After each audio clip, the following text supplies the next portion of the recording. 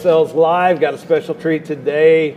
The person who needs no introduction, someone who I would, if I had a, what did I say the other day? If I could cast a soul for our industry, it would be her. Rebecca Davis, how you doing? I'm wonderful. How are you? Good. We're at 8%. We're having a good time. Have you learned anything? I always learn stuff. Yeah? Always. I thought you knew everything. Nobody knows everything. Come on. Yeah. So tell us a little bit about you. I think everyone in the industry knows about you more than I do because I'm coming out under my rock. So tell me more about you and what makes you tick. For the little I've seen is I just say that you're like what we want insurance agencies to be. You care about people, you care about your agents, you care, and you care enough to do the extra things, and that's why you're having success from what I can see. But I want to dig deeper, so tell me a little bit more. Well, I mean, I grew up in the farm and ranch business. My dad was a horse trainer, so I grew up on the back of the horse. I actually made my first 100,000 six figures when I was 16 with a horse between my legs. Really? I did. And then we were from California. And we moved to Texas because this is where all the action was in our business. And I was 23 when we moved here. And about 3 months after we moved here, I flipped a car 7 times end over end. And I told this in my breakout earlier, so I'll share it with you. Flipped a car 7 times end over end. I was driving. I got ejected out the back windshield. I had my seatbelt on, but the back of my seat broke, and I got ejected out the back windshield in a barbed wire fence and a fire ant hill. I was care flighted. Fire ant hill, so you were getting bit. I even have the scar still. Fire ants are bitch in Texas. Oh, wow. I was care flighted. I was on the ER table for 16 hours, going in and out of consciousness. And every time I'd wake up, I was fighting with the doctors because I was supposed to be in Vegas in a week for another competition. I was riding a really great four-year-old horse at the time. And that's where my focus was. And in their nicest way possible, while I'm laying on that table, they're like, sweetheart, I don't think you're going to make it. We're not sure you're going to walk out of here, let alone ride a horse again. I broke everything from here to here. Broke the same broke the same vertebrae in my neck that Christopher Reeves broke. So before I was a Medicare Wonder Woman, I was stronger than Superman. At the time, I had what we thought was great health insurance. And I'm not going to get into the particulars of it, but it was for Obamacare and all that. I mean, this is 20-something years ago. Yeah. I mean, and then health insurance was affordable. I was paying almost $400 a month as a 23-year-old for this health insurance that was supposed to take care of me. Well, 3 lawyers later, they didn't pay 1 red cent on my hospital bills. Over $1 million in hospital debt. Wow. Had to file bankruptcy at 23 and refigure out life. Fortunately, I did walk out of that hospital. I've healed. Somebody was asking me earlier if I live in pain. I do. But that's not what I dwell on. I mean, it's just another day, right? It's 20 years later. I'm still walking. I'm still doing my thing.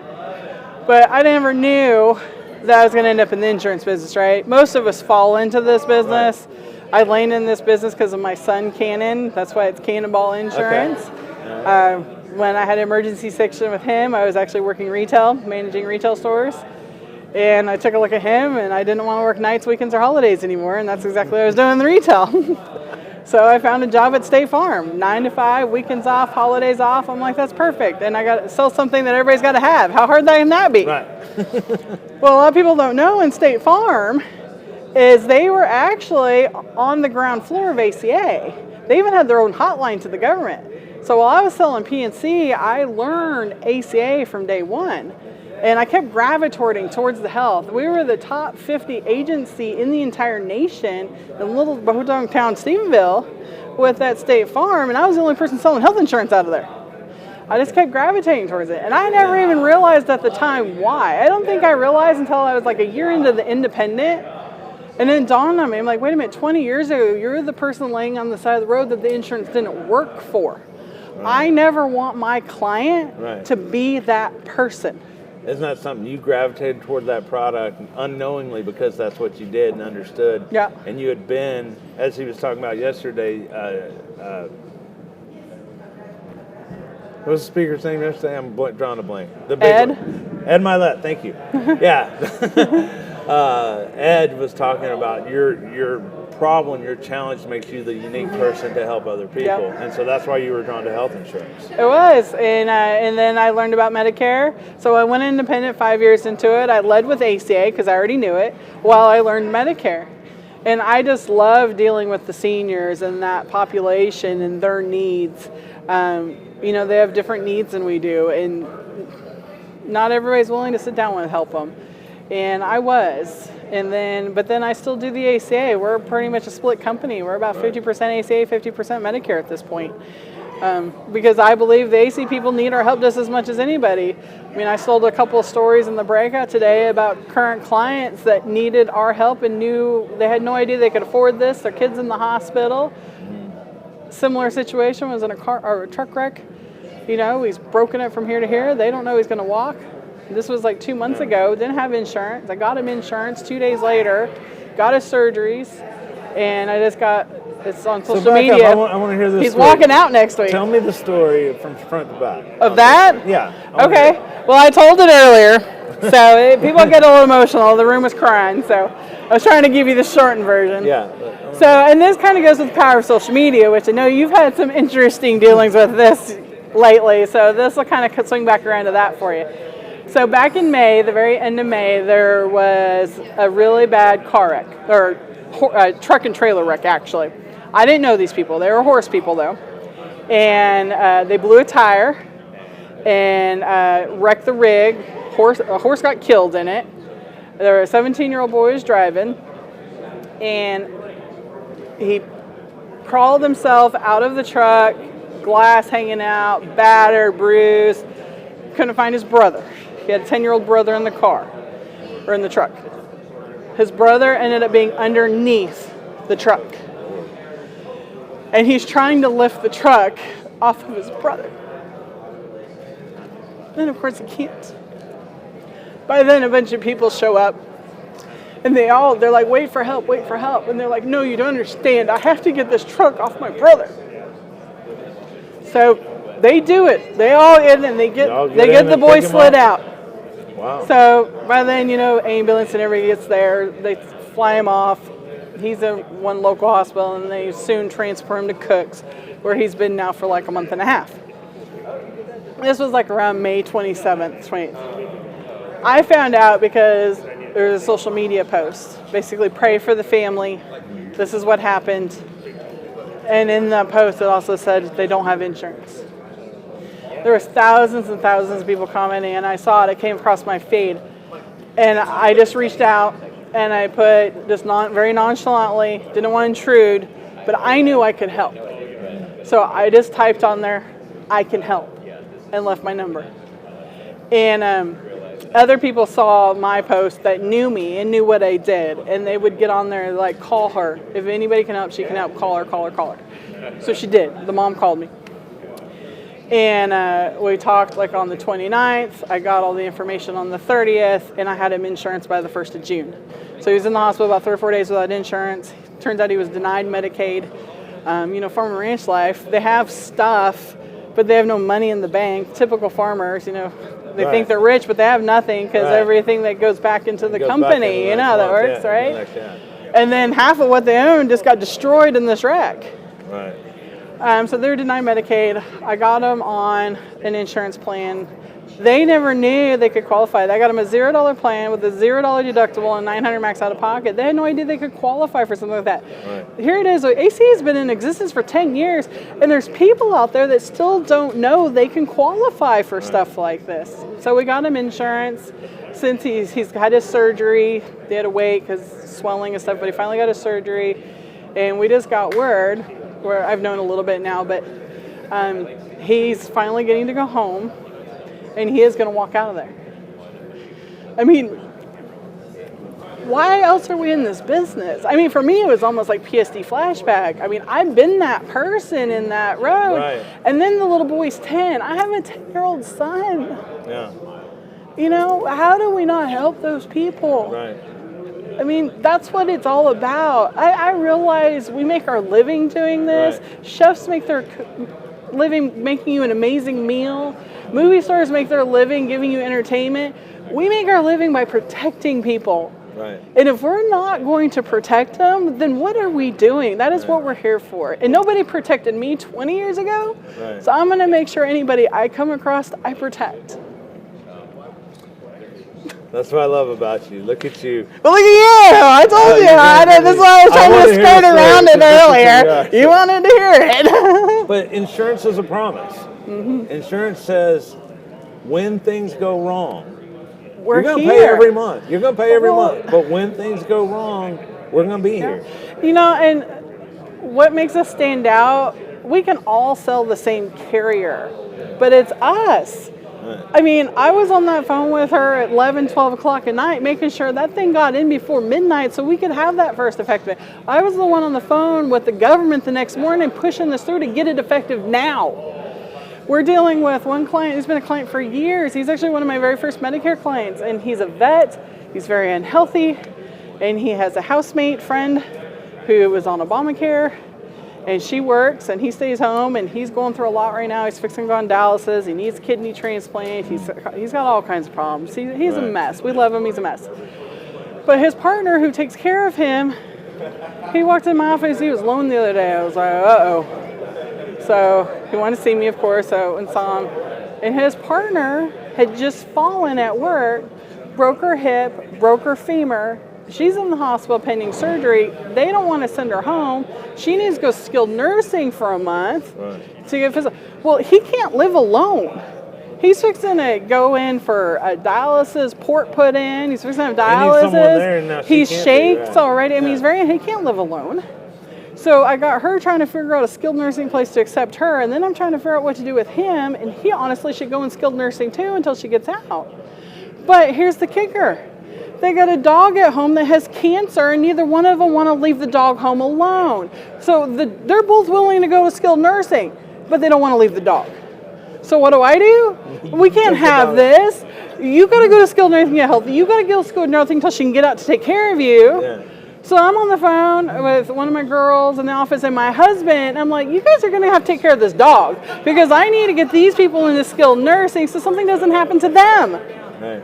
So here we are. I'm arranging dog medicine runs, potty breaks on this dog that has cancer for our clients because it's not just about the product. It's about the human. Let's talk the business side of this. Well, first of all, I want to go back. When they're in the hospital, having to deal with unimaginable things that God help anyone that happens to, that you're able to get that insurance there. Mm-hmm. He may have gotten treated anyway, and there'd been a pile of bills anyway, but what difference did it make to know that it wasn't to that family while they were going through that? Here's the thing, though. It's not that they're not going to have a pile of bills. They went 3 or 4 days without insurance. He's been careful without insurance. We've already helped with fundraisers. They had a fundraiser. I mean, they're part of the horse community, thank God. Horse community comes together. And they had an auction for them, and I bought something out of there even. I'm like, Christmas present for Dad. Don't watch this.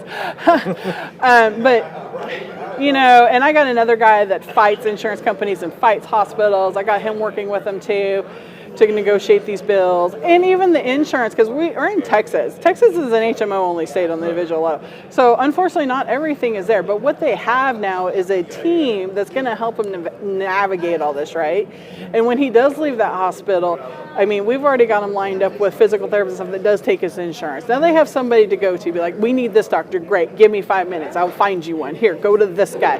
You won't have any problems, the insurance works there. Oh, we need a mental guy, okay, no problem, go here. It's like they have a group of people now that they can call and help arrange things. Now, it doesn't all have to fall on their shoulders. I mean, 90% of it still does. It's mom and dad.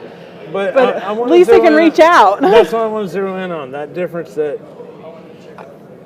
I got someone on my side. Mm-hmm. This will all be taken care of. It'll work itself out in time. Because so many people, when they're going through the health problems, someone has cancer, someone has something, they're sitting there trying to call and see if they can get it scheduled, if their insurance is going to take it and all that. And to have that one person on their side, you stepped up, they knew you, and they knew that happened. That allowed them, and you're fulfilling your promises later, and the community's gathering around that you probably. Well, I probably saved them a day's worth of work that they don't have to do, and they can just spend with their son next to his bed, doing whatever he wants to do or talk about. Well, it's still getting done. I can do it, and I can do it so much faster than they can, right? It's something they can't do.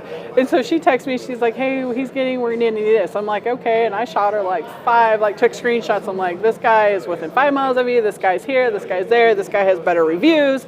You know, I'm giving them all, you can choose, but here are your choices, and you don't have to go searching for them. Right. Now, we talked about this in Austin. How much time, dollars and cents, borrowed dollars and cents over time, how much money did you lose by doing that? I won't lose a dime. Did you make money by taking in the that time moment? To do that of course not. But it doesn't matter. I disagree with you. I think you were making money while you were doing that. Might have. Well, here's the thing. I'm talking about the other thing. You're doing what's right. Yes. You're doing what's right out of your love and compassion of your heart to bring people together, to solve problems that you're capable of helping people with and all that. And your reputation in the community is amazing. I mean, Cannonball Insurance, like you look at the reviews, you look at what people say about it online and everything else. My team looked into it, told me like it's off the charts. You'll get so much business off that over the next 10, 20 years. But that's not why I do it. But that's not, exactly. I do it because I've been there. So let me just finish that. I'm taking it there because people say I don't have time. Bullshit. To do what I care Bull about. crap. You do it because you love it. You're in the business because you love it. It still makes sense financially to do it, but that's not, if that becomes your motive, then you won't do it well anyway and all that. Here's the thing. We make time for what we think is truly important. Yeah. It doesn't matter what it is, you'll make the time. My son and my husband are on their way up here. It's important. I have a day between now and Monday. I have meetings on Monday up in Dallas. I'm like, it's easier for you guys to come to me and let's spend Sunday together than it is for me to drive home 2 hours and drive back here for 2 hours and drive back home for 2 hours. And that's just silly. You come to me. We make time, we figure it out for whatever is important. If that client is important to you, it doesn't matter if it's 11 o'clock at night and I'm searching doctors from my couch. That's what I'm going to do. It doesn't matter that I have to go to their house and feed their dog so to make sure they get the treatment because they're not worried about the dog. I mean, I'm not feeding that dog forever. I'm feeding it for this amount of time until they can get home and take care of the dog, because that's what they want. They want to get home and take care of their own dog, right? And it came to you, the opportunity came to you, it's there, you cared to do everything possible to take care of it. And this is just one story. I know you probably have hundreds. I do. But not everything we can find a solution for. Sometimes it's not possible. Sometimes we have to deliver bad news. Sometimes it's not what they want to hear. But at least they're getting it from somebody that cares and be like, look, this isn't going to go well in our favor. I am trying to find us a solution. I'm reaching out to this person. We're going to figure something out. We're going to get it figured out. Right. But the answer right now is not good. But I will keep working on it until we get something figured out. You know, that's ultimately. And then it's like kind of like a challenge at this point in my career. Right. Oh, look, it's something new. Let's figure this out. Like, oh, we have a new problem here. We haven't ever run across this. Let's learn how to fix it. Because then if we fix it for this person, somebody else is also going to have that problem. Now we know how to fix it for them already. Yeah. I mean, to me, I've been in advocacy my whole life. My whole professional career. I saw myself as an insurance salesperson, as an advocate, a patient advocate later in my prescription company. And then when my daughter was in the hospital and my father later in several cases, like, wow, patient advocacy is a real thing. Like, medical system doesn't do a really good job of interconnecting things and all this. And that's what I see as you. Like, if I could sum up one word, is you're an advocate. Someone comes into your sphere, you're going to fight for them. You're going to use every resource, every tool you have to make that happen. If it's at all possible, I will get it done. Yeah, and you're not going to look at the time clock. You're not going to look at. Sometimes we just have to ask God to show us the way. Like, I don't know the answer to this. Show me the answer. I mean, sometimes it comes to that. Right. So. There's several things in my head about this. When you're working in the industry, you're working with other people, how do you convey that's okay? Because I think everyone wants to be that in some case, but they're blocked, they're stuck, they have limiting beliefs or false beliefs about what's possible, what they should be doing. like this is not a money generating activity and I have to be like that, and they forget about the community and they forget about why they're really here. What are you experiencing that when you talk to agents, when you coach agents, and how can they get out of their way and become that true advocate for their clients they need to be? Well, I mean, everybody's personality is wired differently, and then not everybody's been through something. Like, you know, I've been through, and that, I mean, guys, I have broken 40 bones, over 500 stitches, and almost died 3 times. That is just one of many personal stories. My son has already been life flighted twice. We're big accident proners in my family, right? So we've been there, we understand it. And some of that comes with living through it, being there. There's some things you just can't outdo experience. Right. And at some point, you're going to go through something. So if you're a young agent and maybe haven't had life lessons yet, trust me, you will. Right. And you will learn from it, and you will be a better agent because of it. Now, if you don't have life lessons yet, there's a little bit of personality. You know, if you care for people, you're going to naturally lean to it. But some of your introverts, it's a little harder for. They want to help in their head, but they don't know how to maybe outwardly show it or communicate it. You know, coming to events like this will help with that. Right. Talking to other like-minded people, how do they do it, will help with it. Maybe you finally get big enough where, you know what, it's really not your realm, so you hire what's called a love agent. I have a love agent in my office. And what is a love agent? That's exactly what it sounds like. They're the person, they're retention. You know, they're working on your retention. They're calling your people. They're checking on them. They're making sure they're okay in the middle of COVID. They're making sure they have toilet paper. That they give cat and dog food. I mean, whatever the need is at the time. So if that's not your forte, but you know it's important. That's not filing claims. That's not, advocacy with the carriers. Oh, they can be. Right. It can turn into that because that person who is willing to do that job. Like, of course you'll do that if that happens. So that's our job. But you're not coming from that perspective. You're saying, what are the needs of our clients? How do we build that community with our clients? Yeah. And that's just, I'm taking notes here mentally. Like, why am I not So I guess my recommendation to you is if you believe that's important, but you're not good at it, then hire somebody that is. Right. Because that'll still ream on your reputation. Just because I'm big, bad, tough Bob, and I don't know how to be soft, I know it's important, I just don't know how, that's fine. It's okay. I'm terrible at tech. Everybody knows it. I had to get 3 people help me in my breakout to figure out how to get my slideshow up. I thought it was already ready. Joke was on me. But there was 3 guys in the front row. They were quite techie, and they got me up and running. We were good. You know, you hire out your weakness. Right. Somebody can do it better than you. Find them. And then, you know, love on them. Make them important. Be like, I need you to do this for me because I don't know how, but I know it's important. Now, if you do that, how many sales techniques do you have to learn? How many closes do you need to learn? And like all the sales ninja stuff that everyone wants to talk about. I don't have a close. Do I? Like, I just talk to people. Yeah. I mean, I'm not a closer, guys. I'm not that person like, well, use this line or use that line. Yeah. I don't know. Usually by the time we're done talking, I've already got their information in the system. I've already wrote the plan and printed it out and I put it on the thing. And I'm like, thanks for doing business. And they're like, wait, that's it? I mean, that's my close. I'm writing it as we're talking. It's a natural part of the conversation. It's all this. It's not based around trickery and all that. No. And I bet you every client that comes in, I mean, I just know from being around you that can feel that you genuinely care about them.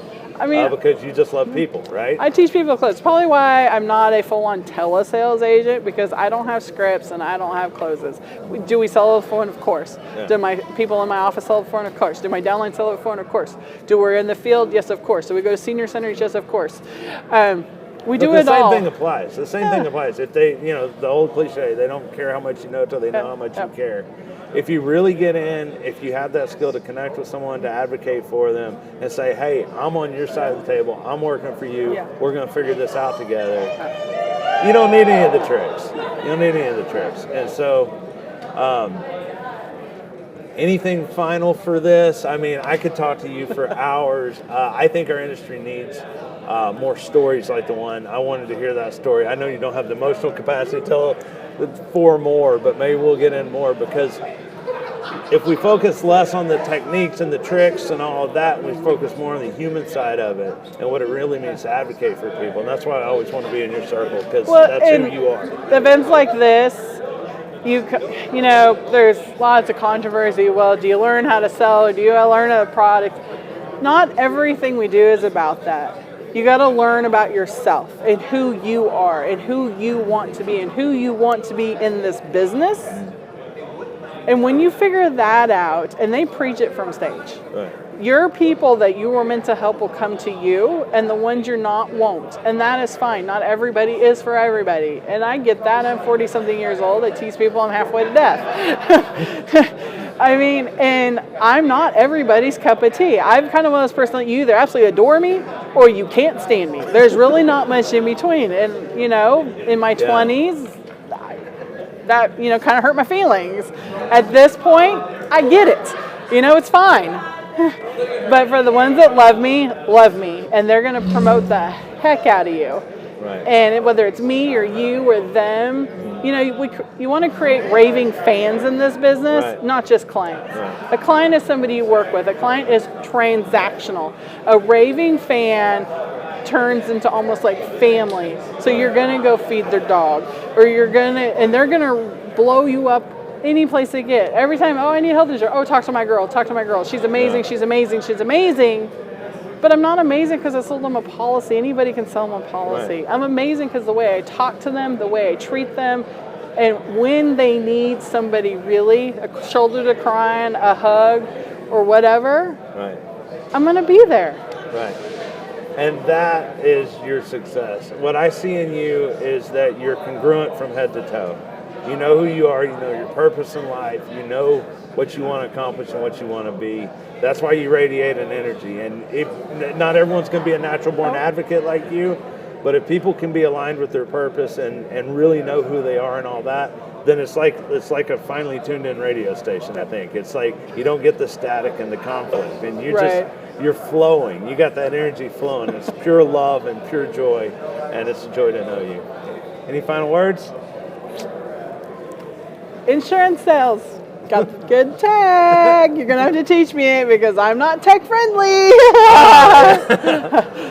Well, that's the whole point of it. Is you don't have to be. It's all right there for you. See, that's what I need. Like plug and play, baby. That's what it is. So we'll give you a free demo. All right. And everything's free. So awesome. And for those of you that are not here, not at 8%, you missed out. It was really epic. I cried.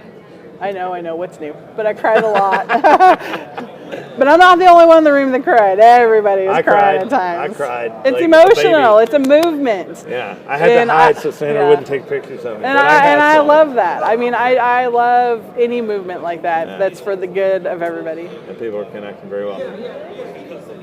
The Wonder Woman herself, Rebecca Davis. Y'all take care. God bless you. Oh crap! I know what I forgot. What'd you say? We can cut back. She wanted me to talk about when. Oh, yeah. So we can do it and edit it in. When clip, edit it in. That might be better because I didn't know what. And you keep asking me this. There's something else, and I didn't resonate. Let's actually lead into this one. So, Brandon, you can say, hey, we're super excited to be sponsoring your event coming up. Can you tell everybody how they can get signed up? Yeah. All right. Yep. So one other thing, Rebecca, is the WIN conference coming up. We're just announcing that we're going to be the sponsor of that. We're excited about that. We're so excited to have you on board as a sponsor. As Andrew just told me, I'm super excited. It's going to be a blast. And tell me all about it. So our women's group is Women in Insurance Niches, Club WIN 2 Eyes. And we're an insurance mentorship group for women where we teach on final expense, Medicare, ACA, Obamacare, bundling. We have 6 trainers, myself, Faye Horton, Victoria Cabrera, Myra Luna, Emily Trevino, and your one and only Miss Galen Hendricks. Those are our year-round trainers in the weekly membership group. But then we do a retreat in February over by Orlando. So we get it's going to be about 80 women strong this year. We keep it small because it's a retreat, not a conference. So it's a little different. It's all inclusive. So we rent this mansion and then some other condos around it. And we hold everything in the mansions, like all the events, all the trainings, all the breakfast, lunches, and dinners. All the fun is in the mansion. Right. And then everybody joins there. and we just train. It's kind of like a sorority in a way. I was never allowed to be in a sorority. Your slogan, cheaper than, what is it? So our catchphrase for this year, for 2023, was a win 2023, cheaper than therapy. So all you girls get together in a big mansion and just have a we sorority train, party, we eat, we drink, we share ideas, we have some fun. There is a lady that left WIN this last year, and recently I heard from her, and she said we changed her life. She was a solopreneur. Now she has 3 offices and a full team, and she says she owes it all to WIN because we gave her the courage to do it. And that's all it really is women lifting women up. We straighten each other's crowns. And how can people get involved and sign up in that? So we have a website, www.clubwin2eyes.com. WIIN, clubwin.com. Yep. And then if you join, you get access to weekly live trainings with our trainers. We teach on everything you can imagine: business development, product training, sales tactics. And then we also get personal sometimes. So sometimes we just need to do that as women. And then you also get, when you first join, you get basically a one-on-one call where we give you a 90-day action step to launch your business from wherever it's at right now. And you have access to us all the time, And we have a private Facebook group for just the winners. We call them winners. And winners. It's my heart. I love it. My I've heart's heard in about it, and I'm not a girl, but I know if I was female, it sounds like the best thing ever. Well, But I want to ask you one other thing. Will you help us design the Insura guy? Oh, for sure. We got the Insura guy, and we need to design the Insura gal. Oh, I already know what she looks you like. Right, so you're going to help us in the design of the Insura gal. Oh, heck yeah. Insura gals is going to become a thing. You're going to help us with that, and we'll roll it out at the WIN. Absolutely. That sound fun? Yeah. All right, so go to clubwin.com. Rebecca Davis, the soul of our industry, if I had my way. Y'all take care. God bless you.